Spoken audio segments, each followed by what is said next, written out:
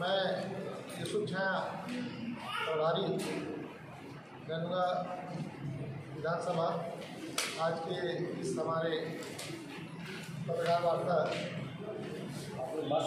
रूप में यहाँ पर भारी रूप में आप इस वक्त के सामने उपस्थित हुआ। प्रभारी जी महोदय, आपसे सवाल करना चाहेंगे कि इस प्रेस वार्ता को किस उद्देश्य से करना पड़ा, क्या कुछ उसके मूल उद्देश्य हो सर बताइएगा। जी देखिए, मोदी राज में आम जनता की आवाज़ उठाने केंद्र की जो मोदी सरकार है, भ्रष्टाचार के खिलाफ आवाज़ उठाना अब गुनाह हो गया है। जैसा कि आप देखते हैं कि दुनिया की सबसे बड़ी लोकतांत्रिक देश में आज आम आदमी की आवाज़ उठाना, भ्रष्टाचार के खिलाफ आवाज़ उठाना गुनाह हो गया है। दो प्रमुख विपक्षी दल के पूर्व अध्यक्ष 4 बार सांसद रहे राहुल गांधी, जब संसद के अंदर बात करते हैं तो उनको बोलने नहीं दिया जाता, उनका माइक बंद कर दिया जाता है।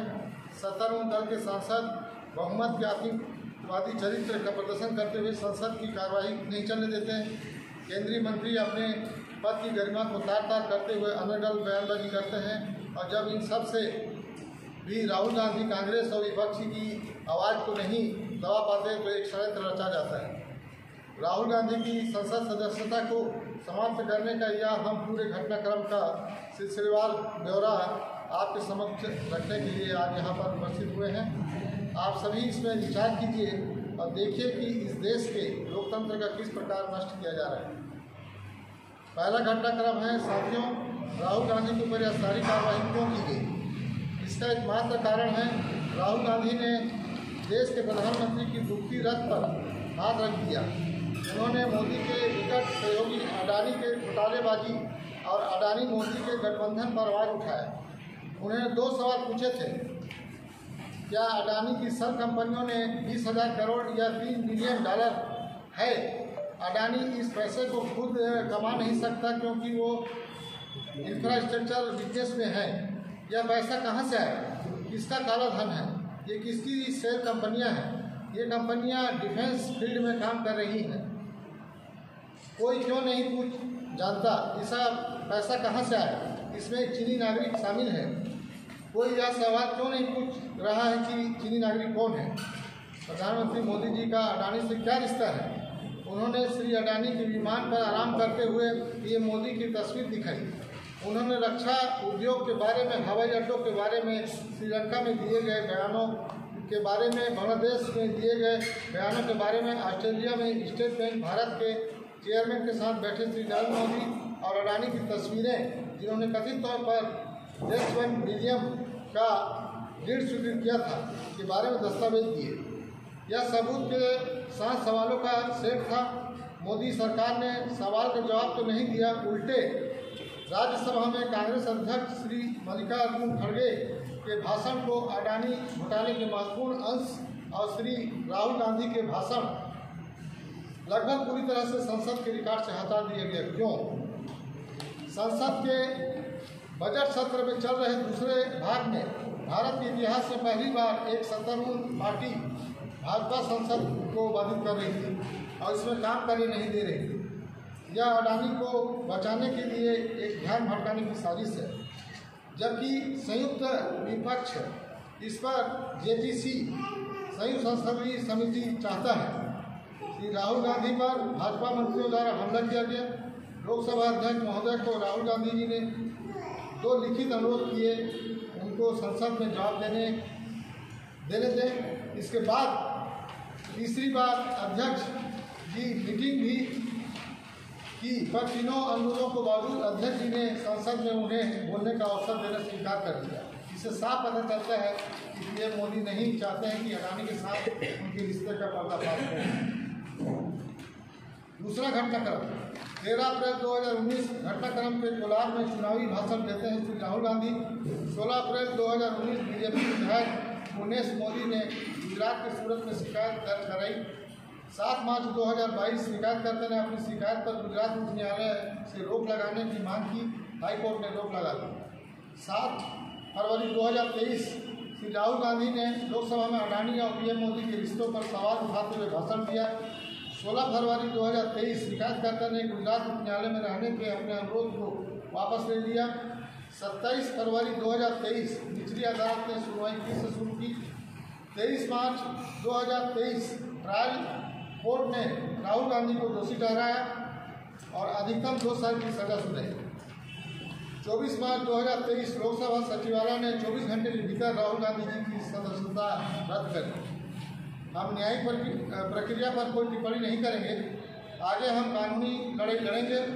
राहुल गांधी की सदस्यता रद्द करने के 3 दिन के अंदर लोकसभा की गृह समिति ने राहुल गांधी को मकान खाली करने के लिए 30 दिन का नोटिस दे दिया।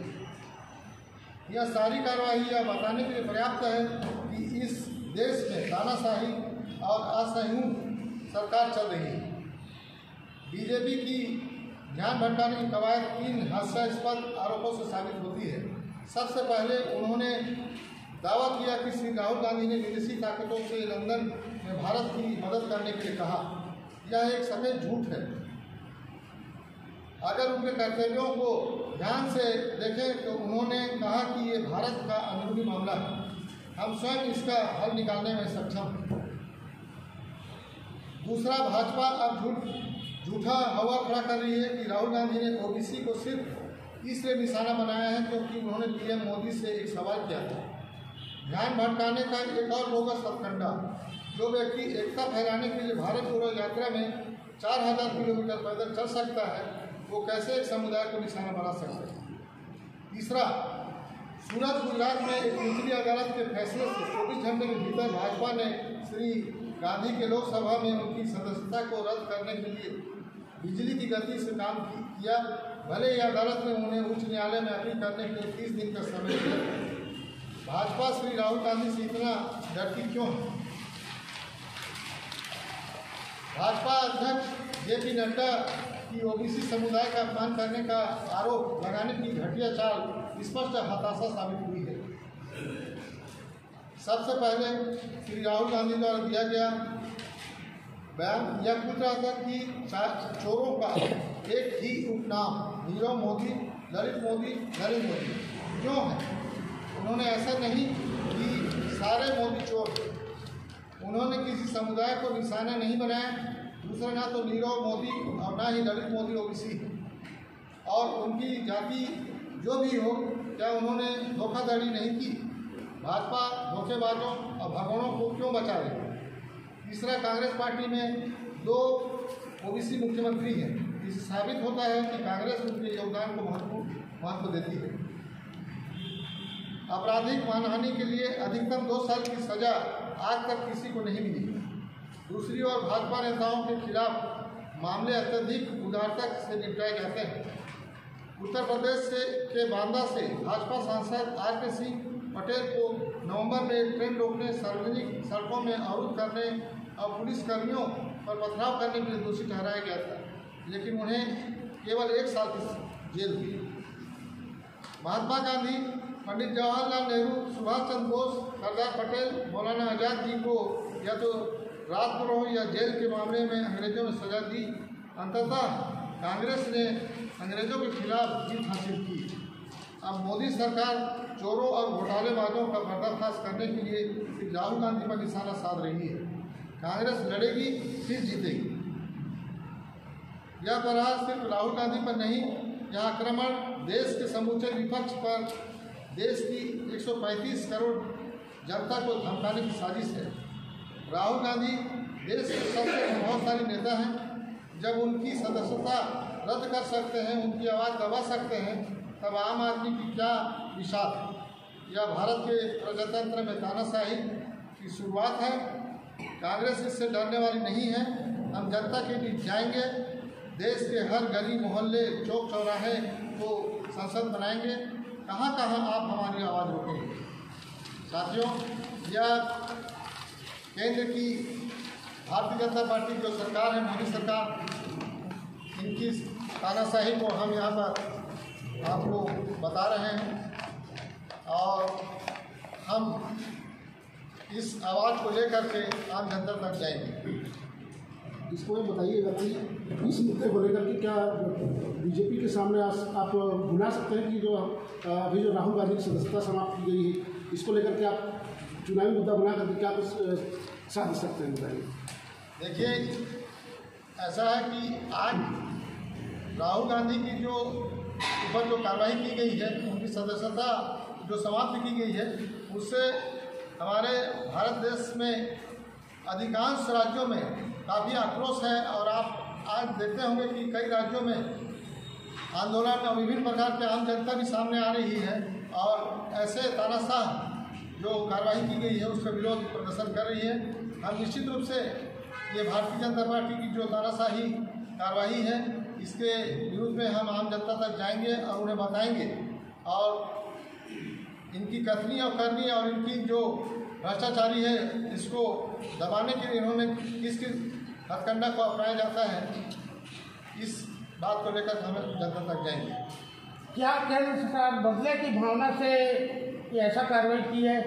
बिल्कुल कर रही है। इसका हम आपको बिल्कुल अपनी ये जो पत्रकार वार्ता हम आज यहाँ आयोजित किए गए हैं, उसमें हम सबूत के साथ आपको यहाँ पर पूरे जो आज यहाँ सिलसिलेवार बिंदुवार हम जो आपको मुद्दे दिए हैं, इससे साबित होता है कि ये सरकार जो है आज विद्वेष भावना से, दुर्भावना से राहुल गांधी की आवाज़, कांग्रेस की आवाज़ को दबाने का यह प्रयास कर रही है।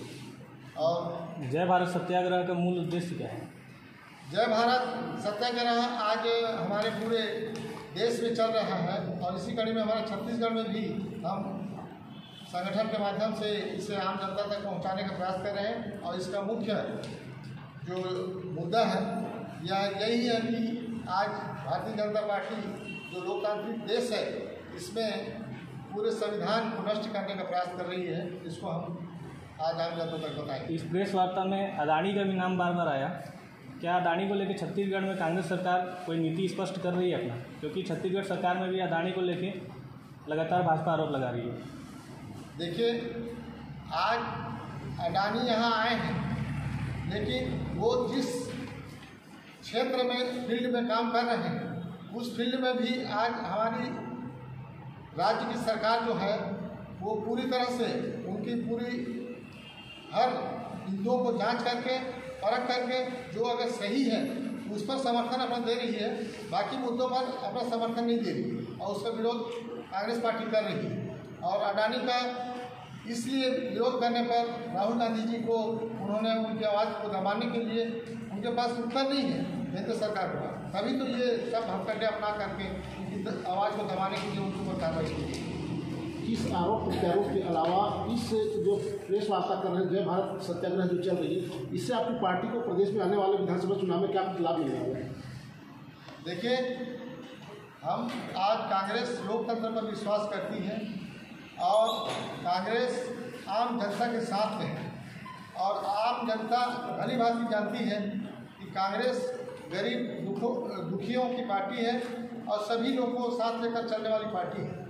तो आज हम इस मुद्दे को आम जनता को बता रहे हैं और सबसे पहले हमारे जो मीडिया है उनको हम बता करके आम जनता तक जाएंगे और हमारा जहाँ जहाँ भी हमारा कांग्रेस पार्टी का सभा होगा चुनाव के दौरान, उसमें भी इस बात को हम मुद्दा बना करके आम जनता में रखेंगे। इस प्रकार की जो राहुल गांधी जी के ऊपर कार्रवाई हुई है, इससे उनके व्यक्तित्व में किस प्रकार का असर पड़ेगा? देखिए, राहुल गांधी एक इतने सरल और सीधे सभ्य हैं कि आज आपने, मैं किस एक चैनल में पढ़ा हूँ कि जो कुमार विश्वास है, कवि जी हैं, उन्होंने भी राहुल गांधी की तुलना जो है भगवान राम के रूप में की है।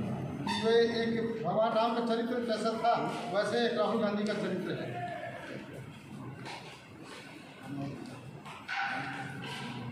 आप सभी को बहुत बहुत धन्यवाद देता हूं और आभार प्रदर्शन करता हूं कि आप लोगों ने हमारी इस आवाज़ को आम जनता तक पहुंचाने का आप सभी यहाँ कष्ट करेंगे।